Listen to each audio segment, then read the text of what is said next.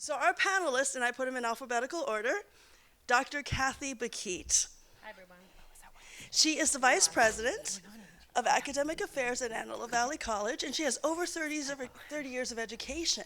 30 years of experience in education, beginning from an ESL student to, like, she got, personal insight, how it feels to go through the entire system, and now she's the VP of AA at Antelope Valley College. Thank you. Yay, and she holds a doctorate in educational leadership and a background in economics, facilitating efforts at ABC to just allow us to do amazing work in AI. So I've got a little asthma going. All right, then. Chessa Caparas. Hi. We didn't follow instructions. And she is a public speaker and professor of English of Ethnic Studies at De-Anza, where she teaches the impact of AAPI learning community, and leads faculty development on AI and education. She is a Fulbright Scholar Alumni Ambassador and has served as a California Learning Lab I'm going to say this wrong, AI First, yes, and which is a faculty innovator in residence. And Dr. Sarah Harmon, woo! She is the OER and ZTC project manager and an adjunct professor of linguistics at Kenyatta College. It's the one with the little squiggly line over the N. Okay, and of course she had to add that. What is that called? What is that officially called? Fielding. That one. Yeah. Okay, over 25 years experience of teaching, been a leader in expanding zero and low cost, burden-free, course materials, managing major ZTE grants, authoring textbooks, amazing. She explores the intersection of OER and AI. And she's part of the new CCC, Chancellor's Office, AI Changemaker. Woo! And we have Dr. Michelle Fishthal, and she's a Vice Chancellor of Institutional Innovation and Effectiveness at San Diego Community College in that district, and serving nearly 80,000 students. I know, right? She leads district planning, research, and technology and integration with a focus on AI and extended reality. This is cool. She has structured the district's multi-college AI initiative, and she co-leads the Equity AI Alliance with San Diego State University, SDSU, and UC San Diego, and serves on many boards. Oh, that's a lot of boards. Okay. And she's known for her wonderful collaboration, helping higher educators and institutions thoughtfully embrace emerging technologies. Round of applause for our board. All right, so there we go. These are our panelists. So let's start with our first question. Is that cool? Sure. And so in this one, we're asking, please share specific examples of how your district area is supporting learning and teaching with respect to AI. Who wants to go? Any order. You. I'm just going to direct. They say me. So, examples how our district is supporting learning and teaching with respect to AI. So, my division has been in existence for 2.5 years. It was very intentionally created to have an executive on the Chancellor's cabinet around both emerging technology, but also research and planning and strategic planning, as well as accreditation. And so, 2 months, I started my job in February of 2023. The division started in 2023, February, just a few months after AI. And the first thing that I did was put out a survey to see where folks were in terms of emerging technology. And obviously AI came up as something that we had to address immediately. So I'm going to skip 2 years. I'll talk about that hopefully a little bit later. But in terms of supporting AI, and you may have heard Alison Gerganis, and at the end of yesterday, she and I worked together. It's really been all about AI literacy. I knew straight away that, number one, we needed to start with faculty. And two, that I needed support of faculty to support faculty in terms of AI literacy. That as a vice chancellor, going out and doing AI literacy training would probably not go over very well. So we really started out trying to build an infrastructure to support faculty to ultimately support our students. And we've done a lot of work since then, but I'm going to leave it to lots of workshops. We started out with lots of workshops. We've migrated into creating spaces for faculty to talk together. We've just implementing communities of inquiry and practice, discipline specific. We recognize that that was an important space to go. And then you heard in my bio this AI Equity Alliance with San Diego State University and UC San Diego, and that's part of the AI Challenge Grant. And that's very explicitly to also, there's a piece of that that will bring in both micro-credentials, AI micro-credentials for students, as well as faculty and staff, as well as what we're calling our Innovation Hub, which is to bring faculty again together to have conversations. So we've been building for 2.5 years now, and it feels like we're finally getting some motion, but it's all about what can we be doing to support everyone in our institution, and how can we be leveraging resources to do that. So I'll stop there and hand it to someone else. Oh, sure. So I'm in the Foothill-De-Anza district, so you've probably seen our name plastered all over all the stuff. So you know how, on one level, how the district is supporting AI work. Is this better? Is this better? Okay, cool. And so maybe just to give a little bit of background, we do a lot of AI professional development, like first at the college level and then at the district level, supported by our Office of Professional Development. But I want to speak also from a personal note, because one of the ways that professional development is supported is I am fortunate enough that I had a sabbatical, right? And so for my sabbatical project, I did the Fulbright research on disinformation during a very contentious election season in the Philippines, which, as you can see, probably relates to some of the things we're experiencing in the United States right now. And as soon as I came back in 2022, ChatGPT dropped, and so my whole sabbatical project was about AI literacy and how do we use it to teach about how to, engage civically, how to spot disinformation.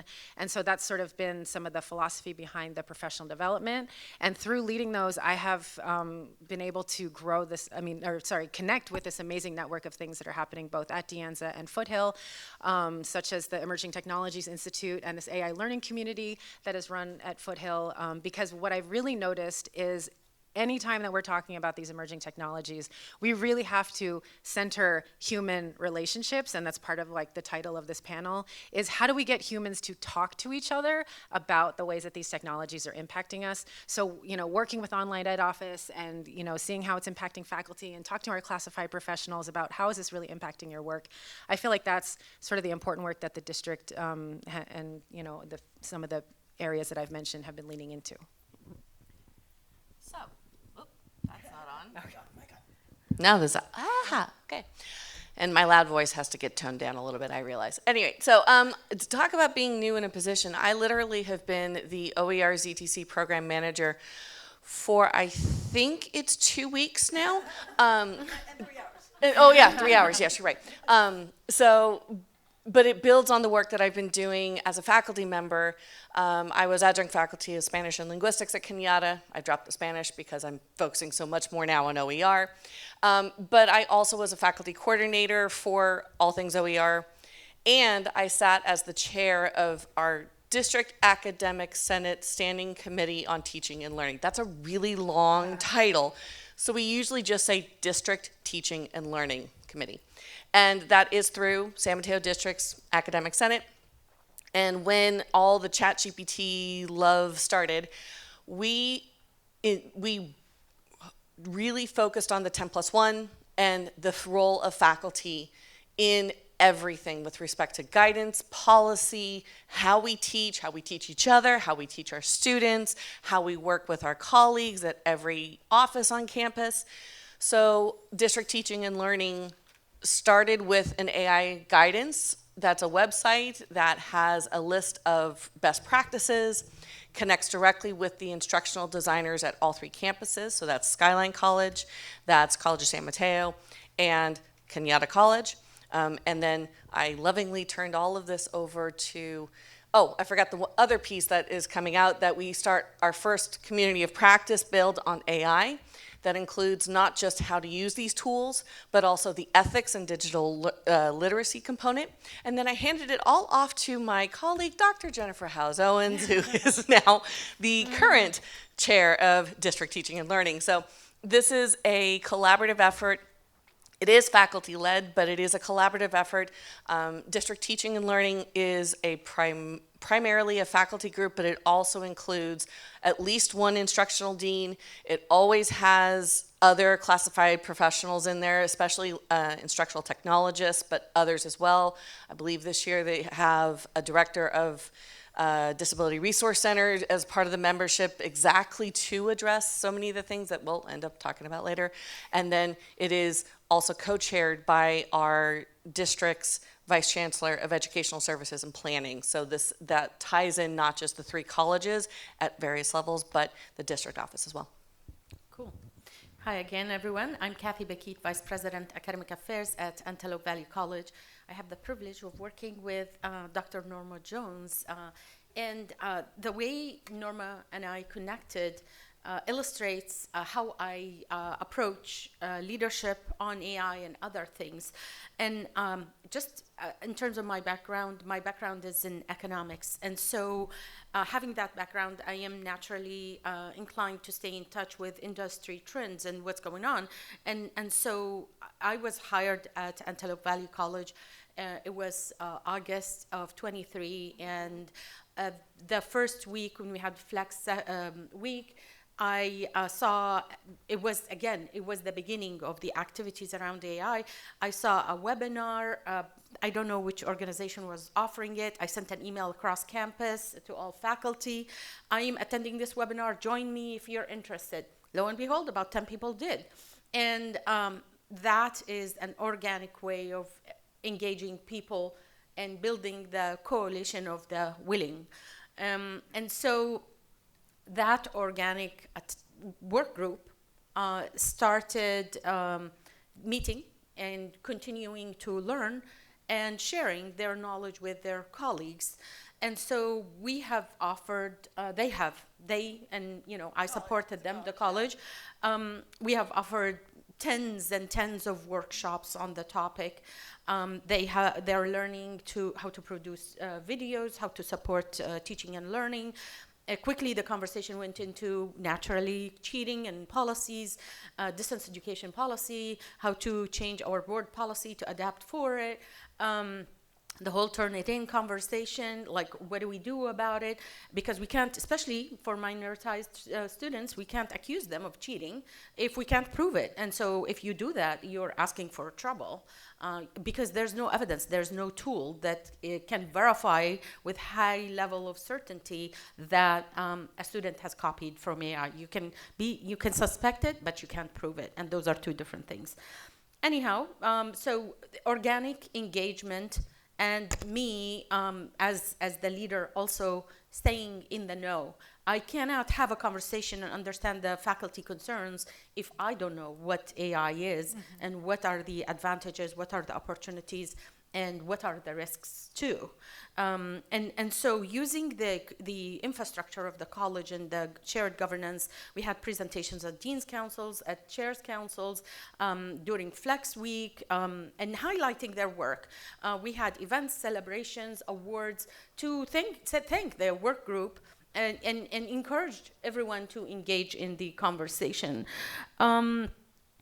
Let's see here, supporting industry connection and partnerships with the community. So we're working with the Chamber of Commerce and business organizations to develop curriculum to support. How do we encourage or support the entrepreneurs in implementing AI in their shops, because that will help them in terms of productivity.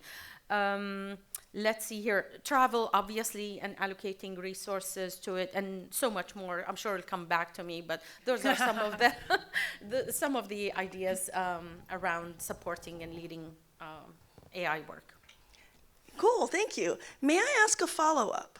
We have different roles, right? Chancellor, VP of Academic Affairs, coordinator level, faculty, and a leader in the AI space across this, right? A lot of humility happening here. Amazing people. And so this is the part where I say, okay, in your different roles, how would you like someone from administration, someone from faculty, the roles that you're not in, what are some of the things that you think that you've seen that really work really well, right? And I think we illustrated this where that hey, I want to try this. Is it okay? Right? And then we talked about, like, I think we got, 9 classes in through our curriculum this week. So I was like, oh, right? So what are these things that you would see from your role that has worked well across the different roles that you occupy? I can get us started because I have this.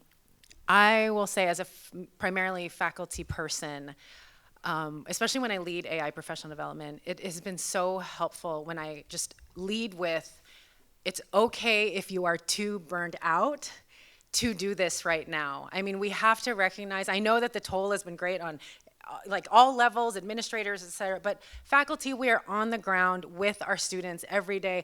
The visceral feeling of, even if I allow AI in my classroom, the visceral feeling of like, oh, a student used it unethically again.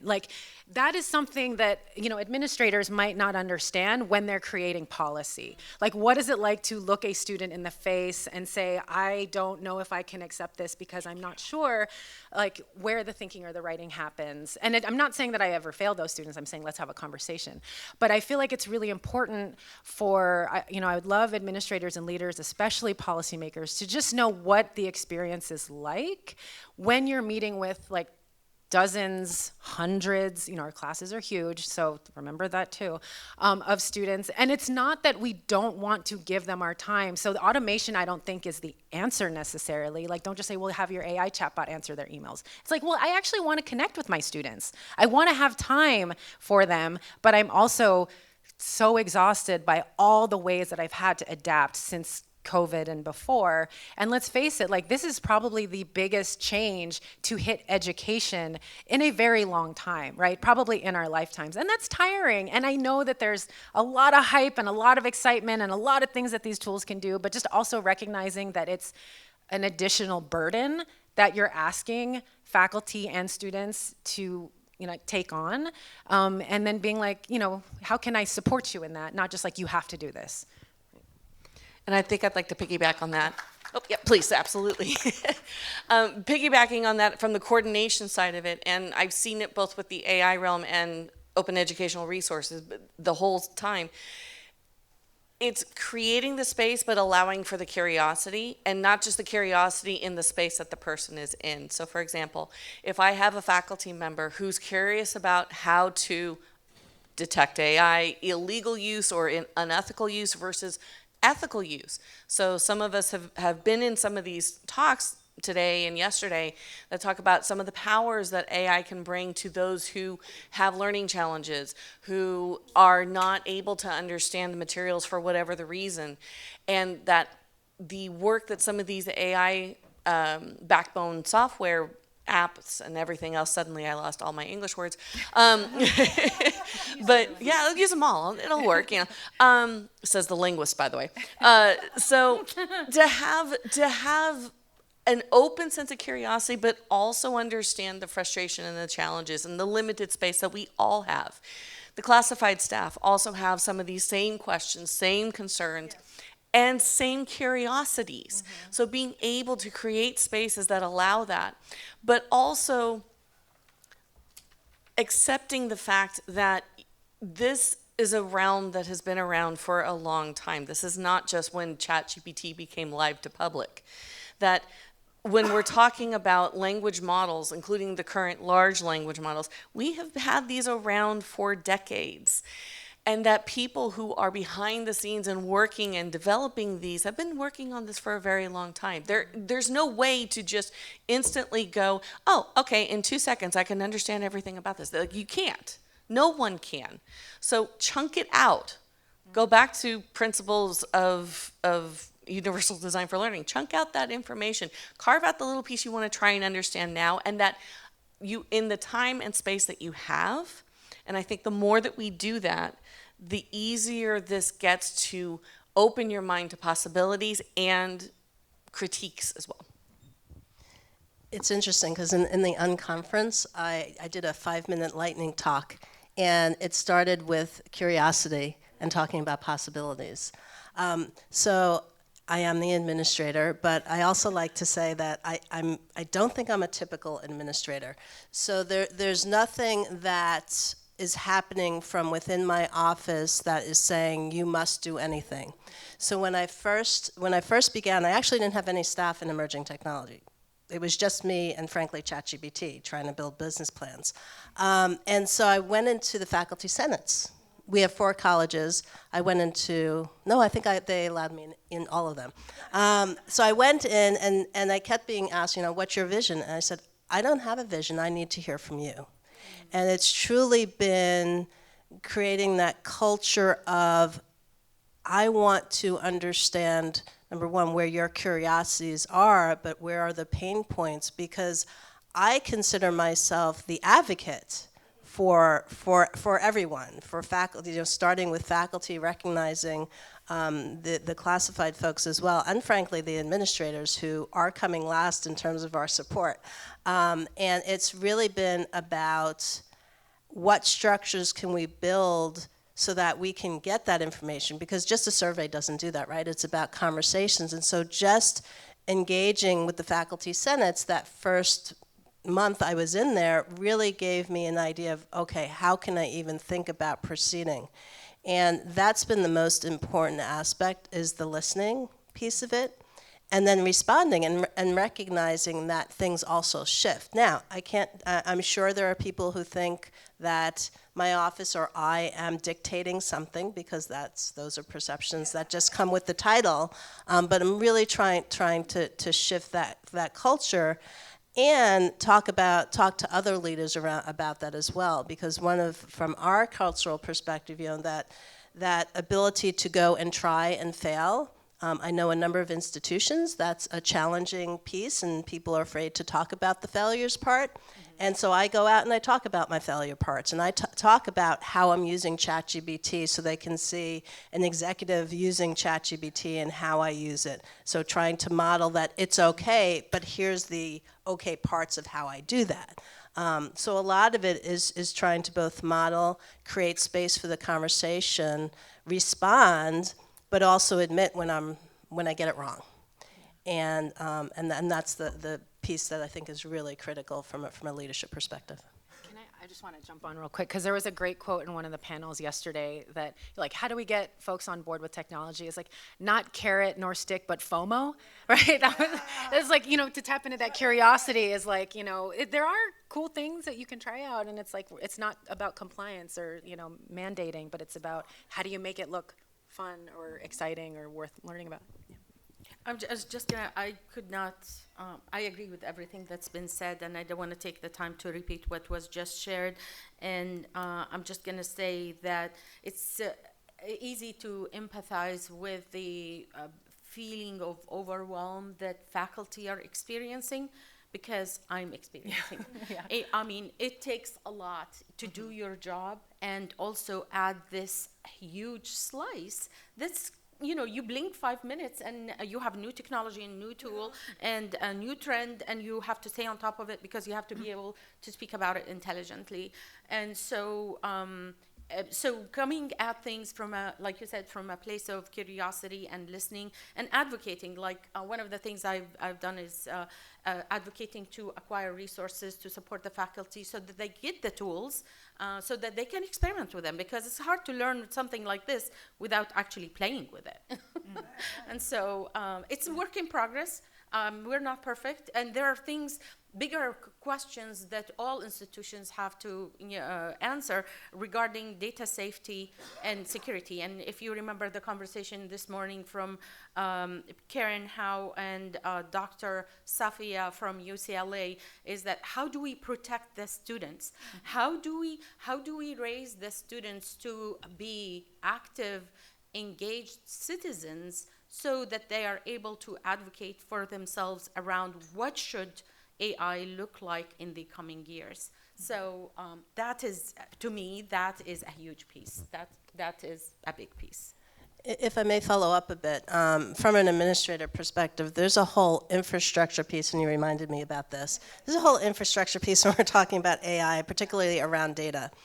And so from that administrative perspective, I also have institutional research within my portfolio.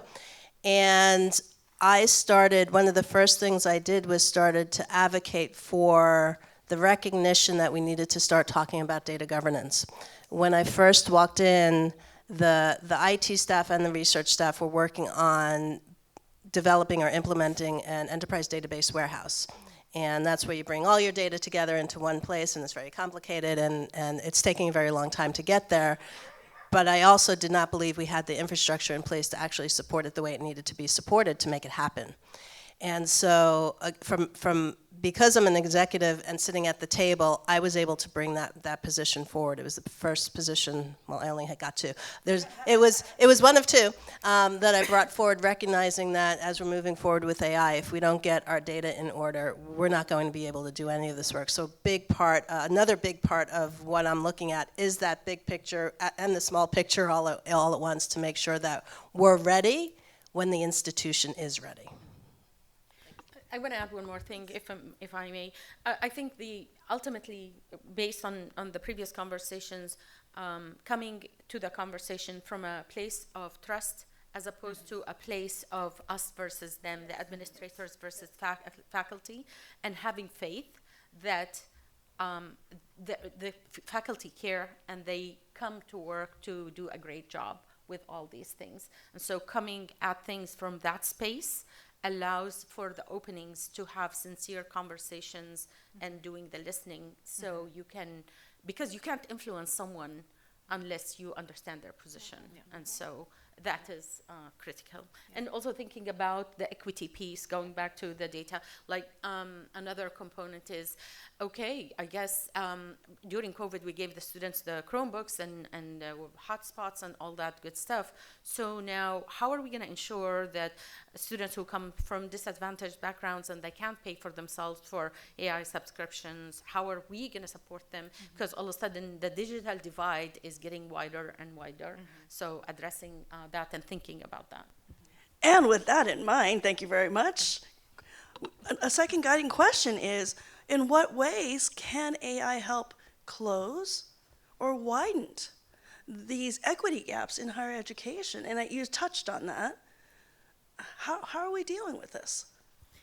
I think we have to start thinking about how we, first, obviously, the faculty are going to be the biggest piece. The faculty build the curriculum. The faculty have to get the professional development and provide the education. The administration has to support them in that. But then also, I would say advocacy is a big piece. Like where I sit, I mean, we have to be in touch with the Chancellor's office and the legislator to impact them in terms of allocating resources to assure that we are able to support the students with access to the tools. So that's one piece. The first thing that comes to mind is being inclusively collaborative. Not just going back to what you said about getting away from that us versus them concept. Yep. Making sure you have enough people and as many people as possible in that room to get as many perspectives. It's not just having faculty, massive air quotes, but how many different types of faculty? CTE versus transfer, non-credit versus credit. You know, you get as many people, as many voices in that room, making sure it's not just a token classified member, but as many classified voices as possible because they all do so many different things and they really are closer to the students than even the faculty are. If you do not have your retention specialists, your disability resources services, your library learning center, all of those folks, if you do not have them in the room and are not listening to them, you really do not have the student perspective, which leads to the third part. Get student senate involved. Get the students in those conversations. You need to hear from them. They are the ones going through this. When we were putting together district teaching and learning, for example, we made sure that if we could get a student representative on there. And when we couldn't, when I was chair, I was going to the student senate for the district and connecting to as many of our 3 student senates as possible so I could hear from them directly. When we were putting out that AI guidance piece, we gave it out to the student senates to say, what's your view of this? Is this really going to be helpful? If we give this to faculty, for example, is this really going to be helpful for them? So in that planning piece, making sure you have as many viewpoints as possible is, I think, crucial. Yeah, that student perspective has been so important. One of the first panels that we had was a student panel. Recognizing that I really wanted to make sure the faculty were hearing from the students, and early on, AI conversations were not happening in the classrooms. Very few people had syllabi statements talking or had conversations around AI. So our first student panel, and we've had quite a few now, our first student panel, they talked about the inequities with their student peers. They're the ones who brought that up. Secondarily, they also talked about how they used it. And one of our ESL students talked about how they were using it to help them understand the assignments and then help them in their writing and learning grammar and things of that nature. So they were describing how they were using it in an ethical manner, but really talking about the equity components that were in there and how it was creating equity for her having this tool to help her both understand and write. And so we took that further in our second year, and we had student interns who not only were part of our weekly planning, but then had projects on their own to engage with other students and putting together their own student panels.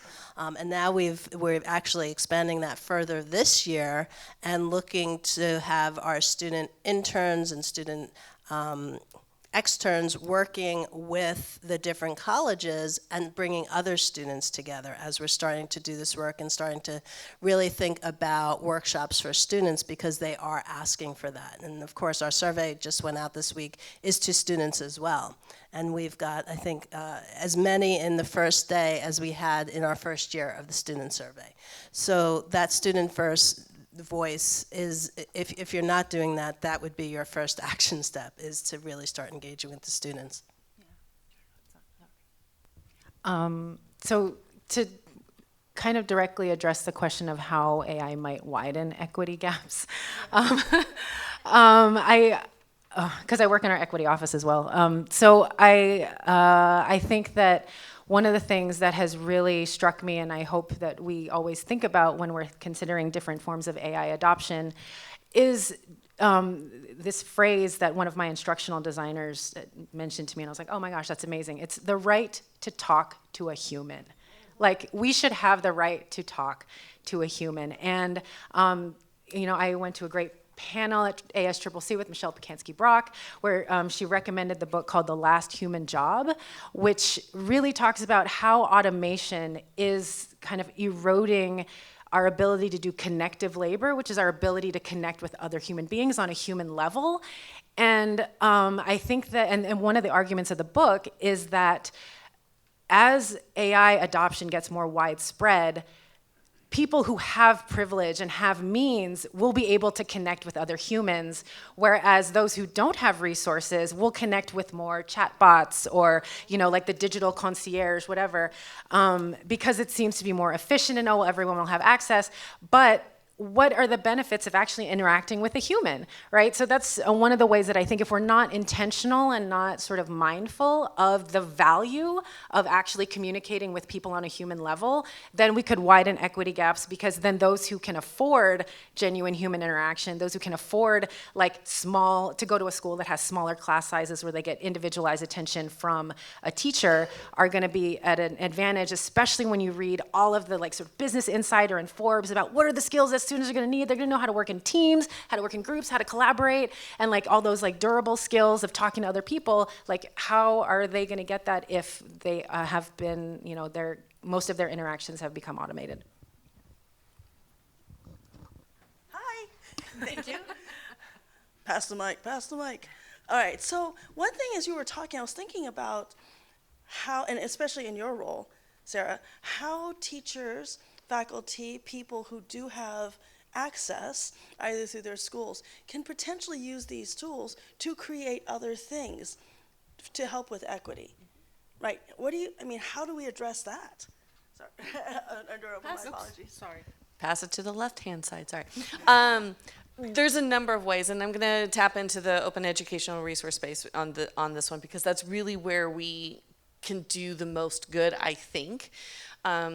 There are a number of ways that we can currently use AI, as well as some developing technologies that are coming out that will further enhance this. So number one is, let's start with the instructional materials themselves.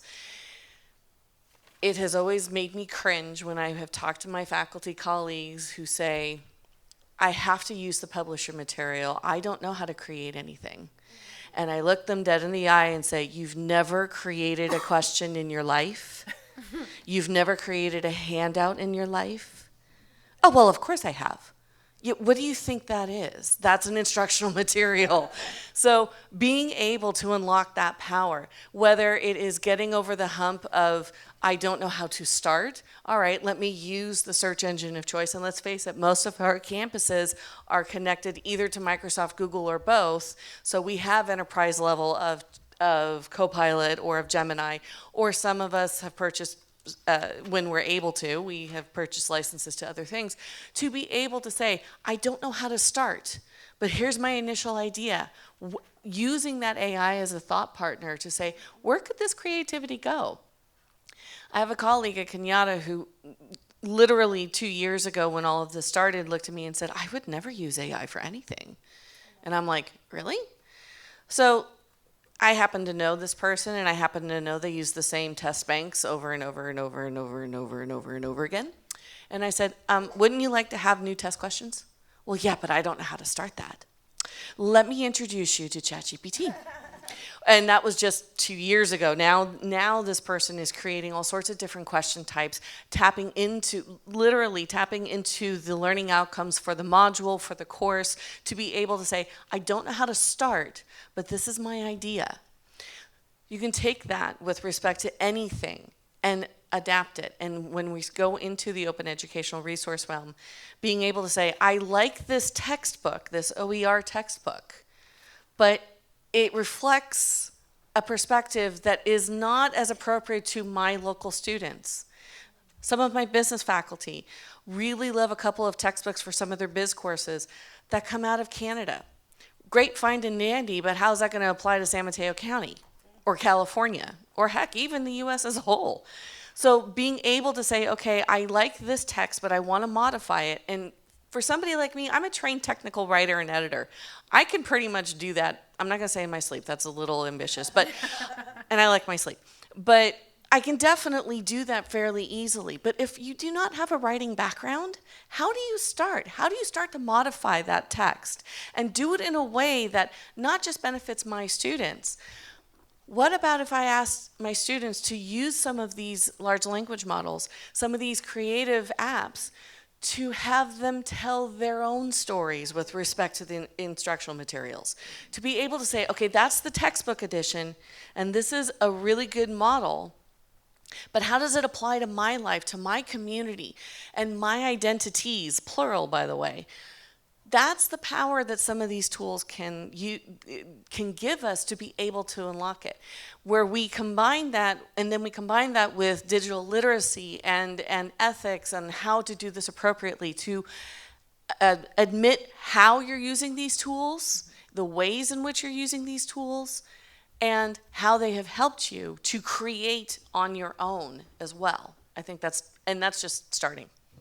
And everything you just described is the same thing we have to do with and for our students, because that's all about the AI literacy aspect. So really finding opportunities where our students can be engaged in those same conversations. I think I mentioned that we're going to be implementing a student AI micro-credential. You know, we haven't really quite figured out how it's going to roll out, because we can make it accessible. That doesn't mean the student's going to use it. We've talked about maybe we put it into a personal growth class and talk to a couple of personal growth faculty and say, oh yeah, I'd be really excited about that. This is a micro-credential that San Diego State first created. They're on their second year working with it, and they're talking about that they're actually putting it in their first year experience. So how do we create opportunities for our students to learn that may not be directly in the classroom, although we'd love our faculty, you know, to do some of that as well. What are all the different opportunities? And it may be student to student opportunities, whether it's a club, whether it's a workshop that the student is running for the student with our support. We need to make sure we're getting that out there for them as well from an equity perspective. I want to carry this thought and share how I think about approaching all of AI, and actually approaching how we should think about our students and organizations. And when I look at the student experience and the research, we hear repeatedly, students, we need to provide more engaged learning. The students, the business community tells us the students are not coming with enough interpersonal and communication and problem solving skills. There's the whole threat of like integrity, that the faculty feel pressure is like, am I giving a student a grade that is not an honest grade and passing them without them being truly have learned and prepared for the labor force? There is the post-COVID isolation that the students are experiencing, and disconnect, and especially with them being so attached to their devices and so on. And so I am thinking that there's one overarching strategy that look different things in different contexts, but it all links together. And the overall overarching strategy is community building. Whether it is the two faculty talking to each other and teaching each other, the students engaging each other, the faculty to the student, because even in an online class, if you have check-ins, you will know your student. And we all know, the research tells us that when you know someone, you are less likely to engage in deceptive behavior with them, because there's like the human connection, right? And the internships to address the interpersonal communications and engaged learning and so on. And so building the community in different aspects in different places, where you take, for example, problem-based learning. I don't know how many people have learned about the Worcestershire Institute. I think it's somewhere back east, one of the major institutions, where they take a community problem and you form a group of a learning community to address the community problem using data and collaborating to problem solve. So having a community approach to any of the, whatever it is we're deciding on, will be very powerful in addressing the multitude of challenges we are facing. People will get connected, they develop, they know that they care.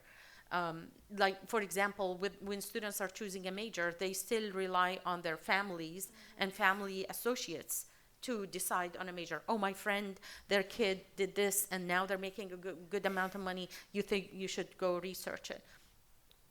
What's that? It's community, right? Mm-hmm. And so even though we have all the technology we have, the students are still based in their families, in their communities, in the people around them, in the high schools, mentoring, and so on and so forth. So that's my thought on it.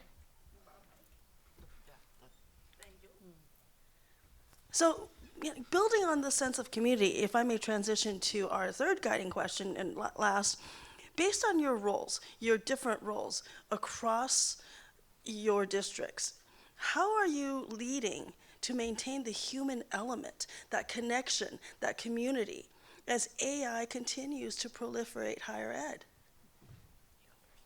Me? I didn't. Oh, maybe it's all in my head then. I thought I was talking.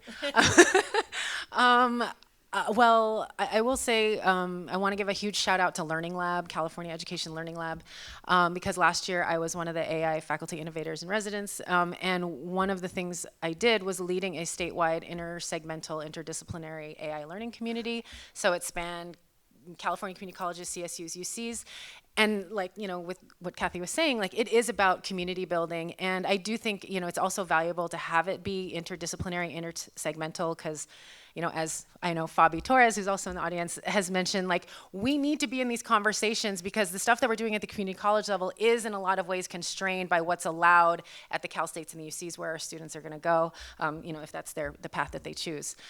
So that was like, just again, like really diving into this idea of how do we build community across different institutions, across different regions of California, because here in Silicon Valley, where De Anza is, we have access to a lot of stuff that folks in like Humboldt or the Central Valley like don't have. And so having those conversations around like, what is it like, what are the conditions like at your institution, in your different disciplines, like what does that mean? And it informs the work that we do. But I also want to say that, what else, a human element? Oh gosh, I don't know. I mean, honestly, I feel like, I know I might have sound like more pessimistic and skeptic, of the folks on the panel. But I actually do teach a lot with AI in my classes. I have students use it. I have them do, I teach literature courses as well. And I will just say I love when they stop thinking about things like ChatGPT as the thing that gives them the answer, and more as like, how do I like play around with it, have fun with it, critique it? Then the human element of them comes out. And if you've heard me talk before, you might have heard me share this example, but I teach a literature course where I invite students to iterate with any LLM. A lot of them use ChatGPT. And I say, just have it create, I teach myth and folklore, and so I said, ask it to create a folk tale about aliens that come from outer space and are appalled by the ways that humans treat animals.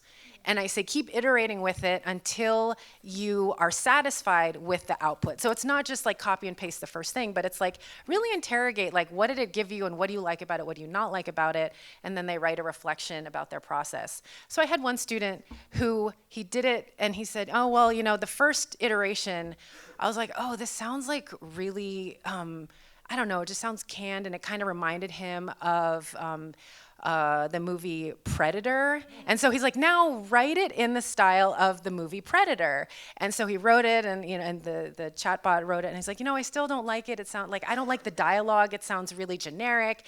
So then he said, now write all of the dialogue as Arnold Schwarzenegger movie quotes, right? And so that was the next iteration. And so then, seeing their process, and then he even noticed, he said, oh, I noticed that every iteration, the story resolves with them talking it out. And he's like, that's boring. It's an English class, but talking it out to solve your problems was boring. So he says, I want it to end in a dance battle. And so then he has his final story that it's all Arnold Schwarzenegger, get to the chopper, and then they, and then it ends in a dance battle. That's what resolves. And to me, like, that's how I love seeing the human in my students, how I love to see, like, what are you doing with this tool? Like, have at it, have fun, and tell me what you think and what you didn't like and how can we make it better. So that's another way. Go ahead. So I don't know if I'm, I can say that this is what I'm doing or we're doing at AVC now, but I feel that we should be doing more of it. And it is helping the students connect to themselves through thinking and reflecting on their experiences. Because I feel that a key, like ultimately our goal is to help the students be persistent, be successful, right? We're all after that. And they have many barriers. One of them is, what do I do with this? How do I use it? Is it okay? Is it not okay? And so on and so forth. And I feel that an overarching strategy is to help them find their life purpose. Because through reflection and connecting to themselves, then they have the reason, the why for whatever it is that they're doing. If this is the major, if this is the class, if this is the internship, surviving, waking up at 5 o'clock in the morning to go do, take an early class so you can end early and go get a job or do an internship. This is how, like, the real life of the students, or do a couple of jobs. And so having that connection to themselves, who they are, where they came from, what is their family narrative, what's their history, and having a purpose that's connected and based in that will carry them to also to use AI as a tool, as opposed to being overtaken by AI. So I did a presentation I'm going to share on this topic to students at Cal Poly Pomona in July. 150 students attended. The Survey Monkey did not work, and so we ended up handing, I had post-it notes, a bunch of post-it notes. I was hungry to hear from the students what they thought of the presentation. 80 out of the 150 present gave feedback, and 60 out of the 80 gave the presentation a score of 10 out of 10. That told me that the students want to talk about that. Who am I? What am I trying to do? What is my role? Where do I fit? What's my purpose? What's my life plan? It's not just a class or a tool. It's part of a bigger picture of who you are and what you're about and what you are becoming. And so that is to me, that's the bigger conversation. I'm recognizing we're getting towards our time, and I know we wanted to leave some questions, so I'm going to be very brief. And you mentioned something. I took one quote from this morning from Karen Howe, and it was, "AI needs to serve us. We are not serving AI." Yep. And I think that's really important to remember. Also, that AI is something that can help build your capacity, not take it away. And that's really how I think about it and how I try to talk about it. Sometimes I don't want to use the term tool with it, and I struggle between using it and not using it. But just really thinking about how it could help you in your capacity. I think I started out, I mentioned that I didn't have any staff when I started, any team when I started, and I used ChatGPT to ideate with, because that's what I had at the moment. So how do we use it to build our own capacity? Not necessarily that it's going to do things for us, but help us think about how we're doing things. So I'm going to leave it at that. And I'm going to pick up on that with a quote from somebody else who talked yesterday. So Christopher Lafayette, who was in the AI Companion panel, one of the key takeaways he hit, I think, at least 3 or 4 times in a couple different ways, and I'm going to paraphrase it as well, is to say, basically, understand that what we are really good at is empathy, connection, collaboration, that human element.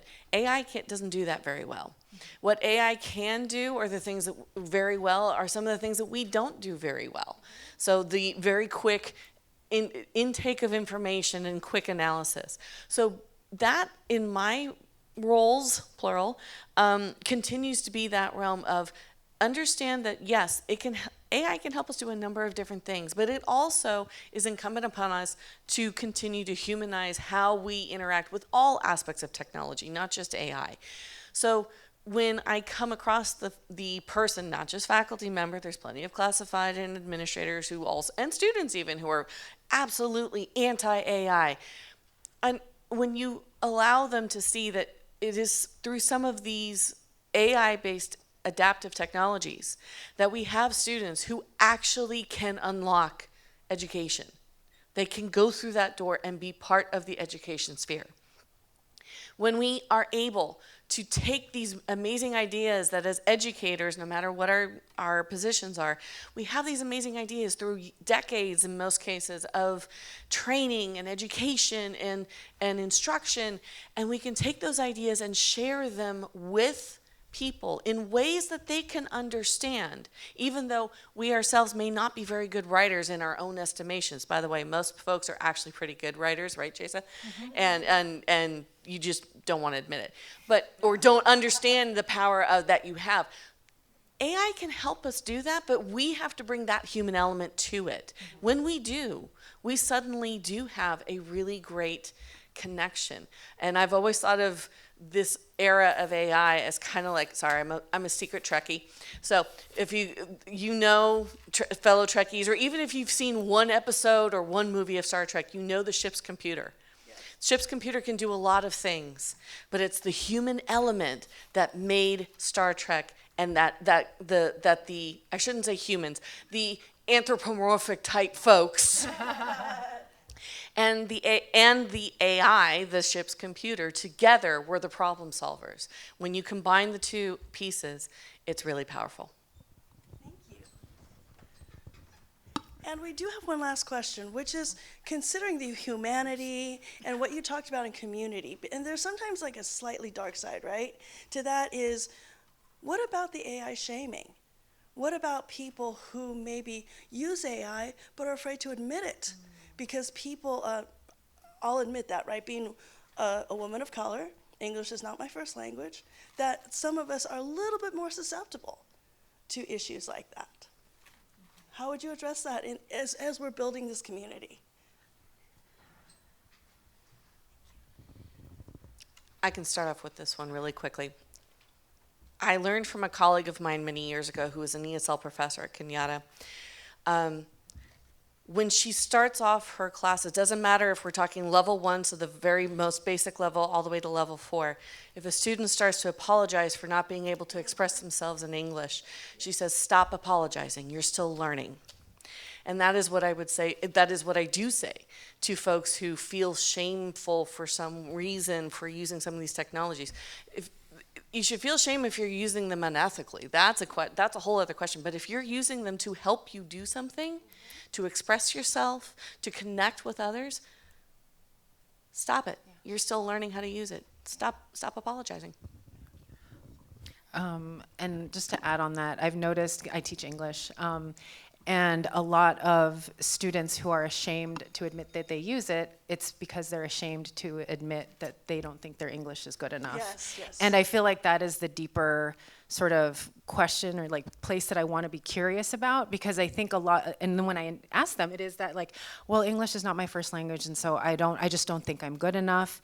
And this goes back to, the topic of trust that was brought up earlier, which is that like one of the dangers of these technologies is that folks who lack a sort of innate sense of trusting themselves, that they have value, that their opinions matter, and that their voice, however like grammatically incorrect it is still valuable, are going to be more susceptible to relying on the tools that end up making them sound like everybody else, right? And so when, we have to understand the motivation that some people are so afraid of their own voice that they would much rather sound like, the generic ChatGPT voice than like themselves. And I feel like for me as an educator, that's the place where I see, like, that's where I want to intervene. Not did you cheat, because I don't care. Like, I just want to know why. Like, why did you not rely on your own innate knowledge or your own ability to ask questions and your own curiosity to like have that conversation with me? I'm gonna say that being in a leadership position, you set the tone for the conversations in meetings, in how you interact, and people are not stupid. They pick up on cues, and they know when you treat people with respect and dignity and when you don't. And if you truly, genuinely treat people with respect and dignity, you give them the grace of not knowing. And also, you carry yourself in a way where you're presenting your authentic self with the things you do know and the things you don't know, and therefore you're more comfortable to ask questions because, like, hey, I mean, I share my story, for example. I started in ESL classes and at Mount SAC, and I couldn't put a sentence of English together. And so I have published articles and I have my PhD. And so I was afraid initially to share my story, and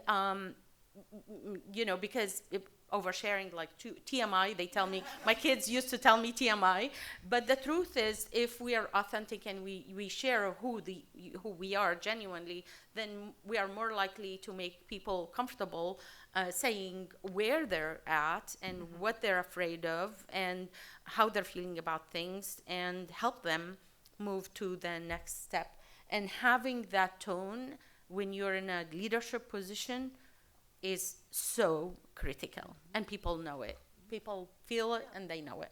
Thank you. I'll just add to it that as a leader, being vulnerable. And really, we had an AI day, and I shared that I created the opening speech with the help of AI. And that was shocking to some people. Now, it was my own words that I put in there. I didn't ask it to create an opening speech. I had all these thoughts that I wanted, but I also wanted them to be organized so that people could understand them well.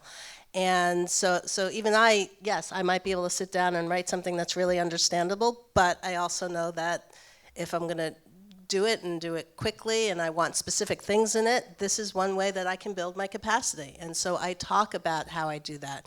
One of my emails was brought up in a training session at another college, and it was brought up from a negative perspective. Look, Vice Chancellor Fishthal did this.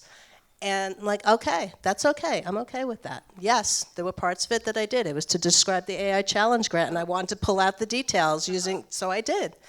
So it's being out there, vulnerable, and saying, yes, I too am doing this. That is our time. Thank you so very much. Let's give it up for our panelists. Woo! Appreciate you all. Questions? Come on up.